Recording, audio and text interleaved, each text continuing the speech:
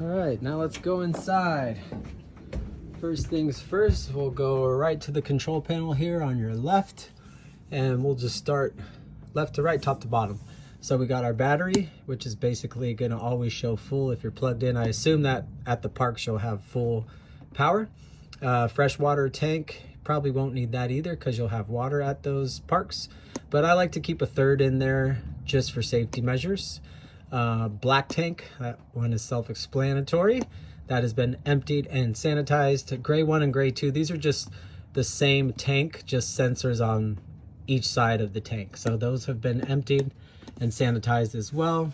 LP gas is going to be your water heater gas. I'd recommend using electric at the parks because you just save on propane. If you are using the freshwater tank, you'll need to turn the pump on. Don't be alarmed by that sound. The awning, I really like to discourage from using that unless you really need it, because that's where most damage happens, and that's very costly damage. Slide 1, which is this big guy here, call that the front room slide. Self-explanatory, in and out. This is the back bedroom slide. Ceiling lights right here, which make it a little bit easier. Porch light right here, which is just an LED strip. I just installed that, that's brand new. And we'll move right over to the master bedroom. Again, self-explanatory, queen size bed, fresh linens, storage here, storage there. Oh, and don't forget your fire extinguisher there. I'm gonna leave the keys right there. Entertainment center. We got just a basic flat screen radio here. We do have a Roku hooked up, so if you want to use that, you can connect your phone to the hotspot. Here's your furnace. That just basically powers it on. The first one is just going to be your fan. I'll leave that on auto. Air conditioning, which you won't need. Then the next one is furnace, as long as you see those squiggly lines. And then to turn it off, just hit it one more time. Got your general dining room table. This is a futon couch, which easily just pulls out this way, like that. Take it to the kitchen. Sink, nice deep sink there. Stove top and oven. Microwave and fridge. And then when you get to your spots, just make sure you turn this guy on, leave it on auto, and again, go with the electric instead of the gas because that'll save your propane. But I always leave that off while traveling. Before you hit your next destination, just make sure that guy's clicked and that guy's clicked too. More storage space. Feel free to use anything you see in here. Fuse box here, which I don't think you'll really need. Call me if you have any problems. A couple of towels, extra storage. Take you into the rear bedroom. Full size bunks.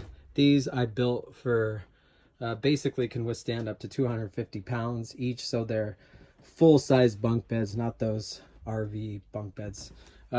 Ladder here, which is actually detachable. It's just connected to this rail. You can move this to, you know, this side or move it up against the wall. Another big futon couch. This thing folds out as well. That folds out to be a really big sleeping area. Right into the bathroom. Got the general toilet here. You guys know how to use this. You just press that and it flushes. Sink, shower, and then you got a door that leads to the outside there. All right, Joshua, you know the routine here. We're gonna lower it down, up. I know it seems like I need to go back a little bit, but see that? All right, and then we just lock it in, and then we're gonna raise it back up. So this takes the pressure off so we could pop those guys in. And we got our little pins here.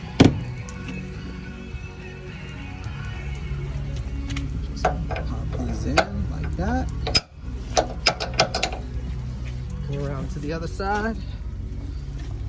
And same routine. This one I need a little bit more. Take our pin here, pop it in. That's it. Then, you know, the chains here, our brake, emergency brake is connected to this chain, you know, where these go under your rig. Make sure you got your pin in there. I can't find the pin right now, but it's just the J pin that goes right in there. And that's about it for hitching up, man. All right, Joshua, you're all set. I left the that's the normal hitch part, and then these guys, I showed in the previous video. I showed you how to take these on and off. I'm just leaving them in there. You can actually just pop the whole thing on your rig. And then the jack stands I forgot to go over, but you know how these guys work. Like I said, 3/4 inch socket with the drill bit will make it a lot easier. You got 4 of them, 2 up front, 2 on the back, and you're all set and ready to go. All cleaned up, propane filled. Let me know if you have any questions, man. And then one thing I forgot to mention, I know the parks you're going to are probably pretty safe, but this is just to put on the tongue. It basically just locks it in place. There's a key for that on the keys inside, which are right there. And last thing I forgot to mention, propane. Got 2 full tanks here. This dial basically just tells you which tank to point at, so as long as that guy's pointed at the tank, that's in use. I did leave this one, I was going to tell you can leave it on, leave the heater on for where you're going, but I think you got a long trek, so let's go ahead and close that guy while you're on the road. Then this one is fully closed, and then if you need to tap into the second one, just turn that sucker on there, switch your dial here to this guy.